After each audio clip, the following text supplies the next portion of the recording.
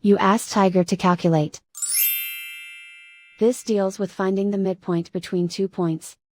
The midpoint between the 2 points is negative 17.53. Let's solve it step by step. Plot the 2 points and calculate the midpoint using the formula. The coordinates of point 1 are, x1 equals negative 11, y1 equals negative 3.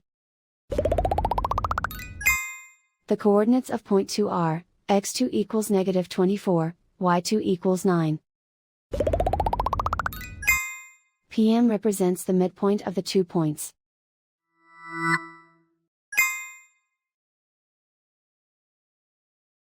Use the x values in the midpoint formula to find the midpoints x.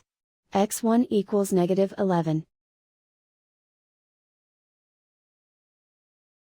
x2 equals negative 24. Simplify the arithmetic.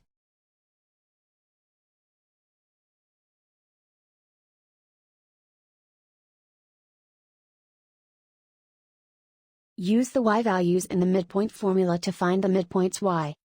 y1 equals negative 3.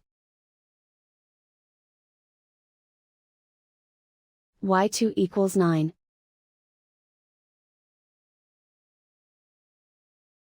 Simplify the arithmetic.